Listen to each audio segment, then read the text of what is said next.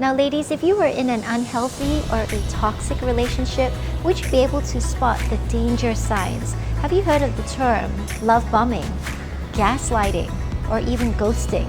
So we've got this relationship with our emotions and our mental health. So if we understood these terms, maybe we would better understand then how to protect ourselves, how to communicate more effectively, or to draw healthy boundaries.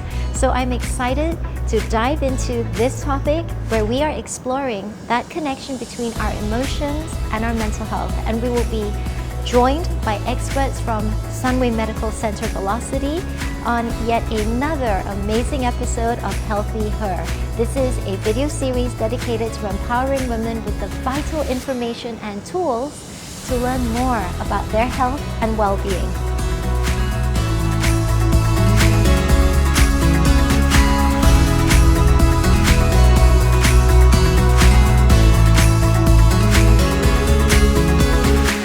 How do we build healthier connections? And let's look at that link. So I have with us today Dr. Ryan and Dr. Lim, and I wanted to ask you both, what is that role of communication to maintain a healthy relationship? So basically, communication is a process of exchanging information as well as ideas and feelings between individuals, right? So it can happen through verbal means as well as non-verbal means such as your facial expression, your body language.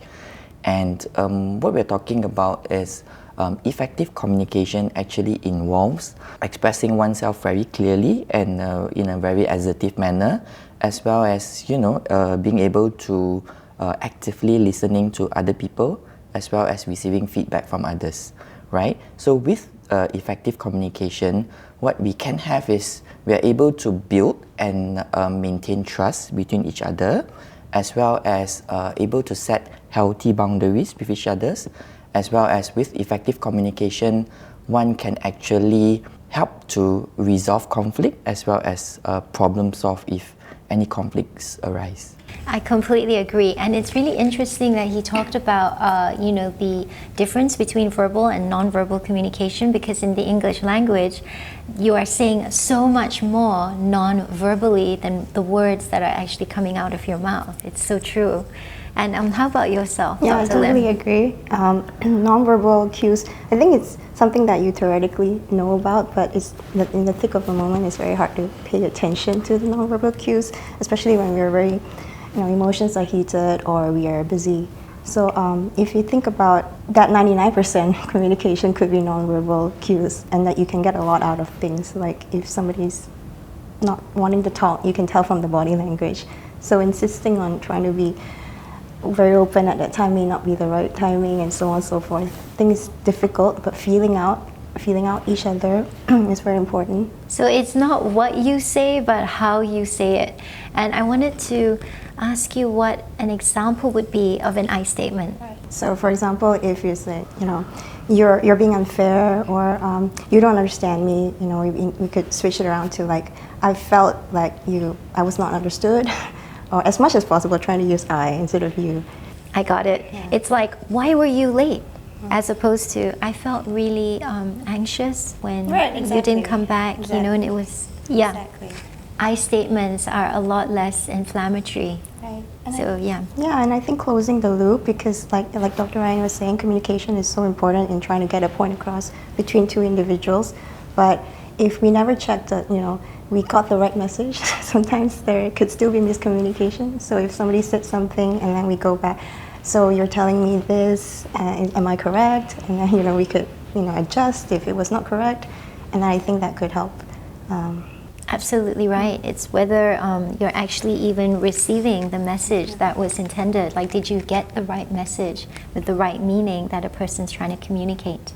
So we definitely have found out how important it is to have healthy communication, but what would you say are the strategies for fostering a good relationship apart from communication? Right, I think another thing that's very important is to set healthy boundaries, right? Each and every one of us, we have to set boundaries, meaning limits that we put in to protect our well-being, right? So we tell another person what we are okay with or what we are not okay with, and we expect the other person to respect our boundaries and of course, we should respect other people's boundaries as well. So setting boundaries is actually very important to foster a good relationship. That would be one strategy. Other strategy that we mentioned would be like effective communication. Besides that, when communicating, we should be empathetic, right? Meaning having the ability to feel from another person's perspective as well. And by being an empathetic listener, it helps with communication, whereby a person will feel that it's a safe space for them to express their emotion.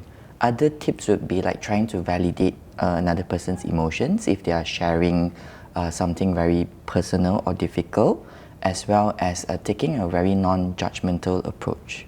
Other tips would be like investing in the relationship, not in terms of money, but in terms of quality of time spent, right? Whereby we should initiate some meaningful conversations, as well as also spending quality time with people that matter to you. So, and lastly would be like expressing appreciation and gratitude to people that matter to you, always thanking them for being there, writing a small thank you card or a note to tell them that you appreciate them. Well, this is a really extensive list, and it's beautiful, and it makes a lot of sense, especially when a person feels heard, they feel seen and understood. Yeah. Maybe something that often gets neglected or forgotten is that relationship with ourselves, kind of understanding kind of getting to know ourselves as well, instead of just assuming things, and that helps us be able to understand other people, and also we're very clear on where we're coming from. I couldn't agree more, because everything is a reflection, and if we spend that time and effort in understanding ourselves, we're going to be able to communicate a lot more effectively, with a lot more empathy with everyone around us. So we have seen it all over the internet. When you flip through your IG and your social media, healthy boundaries. And tell me, Dr. Lim, how do you establish and maintain these boundaries? What I found effective is when I help patients, when they want to set boundaries, when I just start with helping them understand, that they're worth it, understand their self-worth, and that it's okay that they deserve certain things and how they want to be treated, and not have to feel so bad about it or apologetic about it. And I think when you start with convincing yourself of the boundaries you want to set, then it just happens naturally.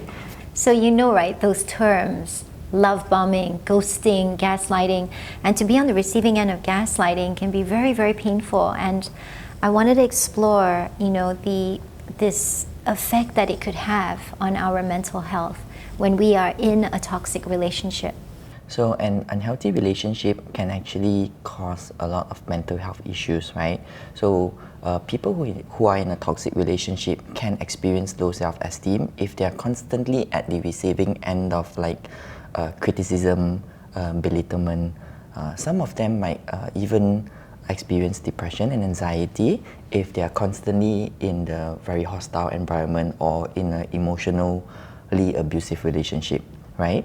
And some people might also tend to lose their own self-identity. They would be unable to build trust with people. They are also unable to build stable relationship with other people as well, as a result of being in a toxic relationship. And in severe cases which might involve physical abuse, a person might have PTSD, which is post-traumatic stress disorder, whereby they can repeatedly experience the traumatic event in the form of memories, nightmares. They might be very vigilant to their surroundings, and they might develop depression and anxiety as a result. Wow, it's just got this huge and potentially devastating impact when a person is in a toxic relationship, because our emotions are so intertwined.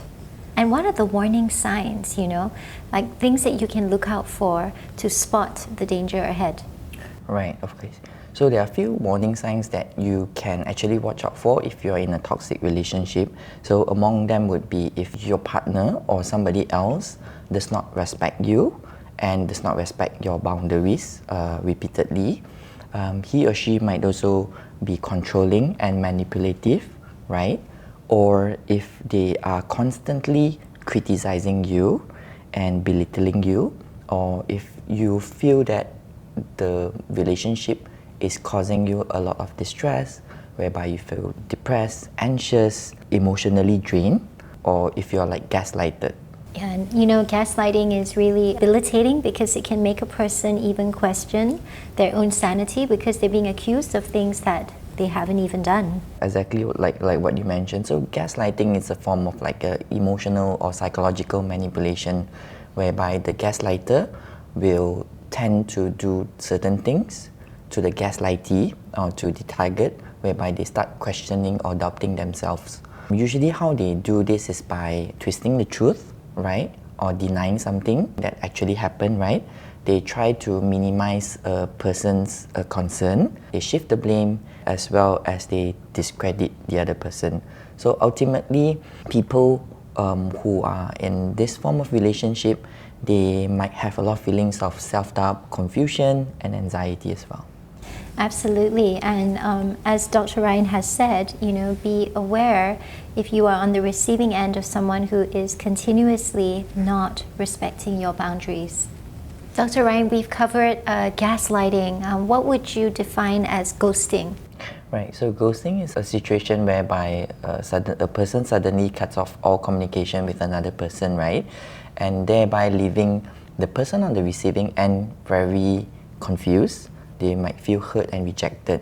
So sometimes the underlying reason for a person to ghost is because they might have difficulty to talk about certain things, or it's more like an avoidant kind of a behavior whereby they can't deal with such a situation. So the easier way is to just cut off all communications. And just block, which can be very painful. It's like a silent treatment. Right.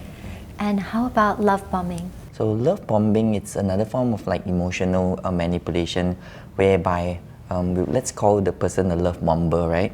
So initially he will start off with giving excessive attention, excessive affection and praise towards a person. Then suddenly he will just withdraw attention and affection. So initially why the love bomber does this is because he wants to build an emotional connection fast. Ultimate aim is actually to gain control over that person. But later on when the relationship progresses, this love bomber will try to withdraw or alternate between giving excessive love and affection and maybe withdrawing them. Well, these definitely are the buzzwords with toxic relationships. What do you think, Dr. Lim? Yeah, I think it's a lot of, all these kind of terms are good to know that there's these such things out there. We might be unaware of that happening to us when we're in the thick of things in the relationship. So sometimes if other people like our family or friends or people who actually do care about us, they can maybe point out these things which we might be completely unaware of. It's true, because you might just be in a bubble. Right, and to be receptive to that, even if it doesn't sound like something we'd like to hear at that moment. Right. And would you say that there are these challenges in building a relationship, and what would those challenges be, So many things. I think stepping back, if you think about a relationship as some sort of goal, I think it already makes it very difficult. I think if we can accept that relationships it's like we're figuring it out. It's a journey you're choosing to take with another person, and is how it plays out. It's not always going to be smooth sailing, and there's really no end. I think it's like enjoying that process together and being able to continue working to make it happen. I think that's important to kind of think in, because there's so many things: conflicts, misunderstandings, betrayals, distance. So many things in so many factors. And I really like this view because it's coming from accepting that it's not going to be a straight road like life. Right. You're going to have your ups and downs, and this is why they say relationships are hard work. Yeah, exactly. And to keep, I guess, the two-way communication, to have conscious communication. Right. And also that there isn't one particular form a relationship has to take, right? I mean, you will be reading magazines or hearing from your friends that what's like a perfect relationship or between any two person, and there isn't one, right? It's always between two different individuals, and so every relationship will be very different, and to kind of figure out what works for the two people. Do you have anything you wanted to add on overcoming the challenges, like strategies to overcome the challenges that you face in relationships? part of what I said earlier, like, just kind of accepting that it's not perfect, and also that relationships will evolve, right? So it can change, and we have to change and adjust along with it. You might feel like you have a really good thing going on initially, and then things, happen, and then you feel like things are breaking apart, but really it's just the relationship is evolving. The individuals are evolving, and so we kind of have to decide whether we still want to go on and then just keep up with each other. That's right, because sometimes you're going to be able to grow together or you grow apart. Yeah. And it's okay either way, right? As long as it's a decision between the two people, right? Yeah. Absolutely. Dr. Ryan, tell me, how do you think a person may be able to identify that they need professional help for their relationship concerns or the effect that it's having on their mental health? Right. I think a few things that we can look into. One would be if they have constant communication breakdown with their partner, whereby constantly leading to misunderstandings, right? Conflicts, and no matter how hard they try, they can't solve it. I think that would be a good indicator to go and look for a therapist, right? Or if they feel that they are in a toxic relationship whereby it's affecting their mental health, they start experiencing negative emotions persistently, right? Whereby they persistently feel sad, depressed, anxious. I think that would be a good time to seek help from a professional as well. On top of that, if they themselves, they might realize that they are showing patterns of unhealthy behaviors in a relationship, they might also need help from a therapist to help them to help themselves, so that they're able to build stable relationships. Right. So in terms Because of it's okay to have problems, right? yeah, exactly. Yeah. So sometimes we don't know that we are the problem. I think it's okay as long as we are able to identify that. Then I think the first thing to change is always the awareness, and with that awareness, we can do something about it. So it's okay even if we have unhealthy patterns in a relationship, but always try to find ways to rectify that by going to a therapist. That's right, because we can't change anything without awareness first. Correct. Yeah. So in terms of certain concerns if we have about the relationship affecting our mental health would be like if a person has warning signs such as feelings of hopelessness, having suicidal thoughts, or having self-harm behavior or tendencies, I think that would be a very strong indication to go and seek help. Right? Like if somebody's in an abusive relationship. Exactly. If they are, it's affecting their functioning. They are unable to go to work. Or they're isolating themselves from people. I think that would be a good time to seek help. I have personally seen the power of forgiveness and how it can really impact our mental health, because it frees you, right, when you forgive another. And I wanted to ask you both, what is the role of empathy and forgiveness in repairing or nurturing relationships? Right. So, empathy is the ability to understand and recognize the feelings from other person's perspective, right? I think it's a very good quality to have in times of conflict or crisis, right? Because what empathy does is actually it helps with communication. Being an empathetic listener actually provides a safe space, right, for the other person to share their feelings, their thoughts, their opinions, their emotions. And with that in mind, then that it's easier to repair any broken relationships. Because a person's kind of already imagining what is it like to walk in your shoes. So in terms of for forgiveness, right, I think forgiveness is actually a deliberate choice, right? A conscious and a very deliberate choice that we make. By doing so, we are letting go a lot of anger and resentment, right, towards another person. So what actually that's a saying that says that, forgiveness is the greatest gift that you can give yourself, right? Because by forgiving, of course, you're not condoning bad things that happen to you, but you're actually letting go all these negative emotions so that you can be more mindful and more can focus more on the present. Yourself, right? Freeing yourself, yes. It's liberating, correct? Yes, quite liberating. I mean, there's a famous saying by Mahatma Gandhi that the weak can never forgive. It is an attribute of the strong. When you said the weak and all that, and then the earlier part of your question when you mentioned that it's help, and he also mentioned, right, like that is the forgiveness is something that is good for us as well. It really it's something beneficial for us as well, right? I think it's hard to do because if we are not thinking for ourselves, we still feel like we are the victim or we were being hurt or betrayed and so on.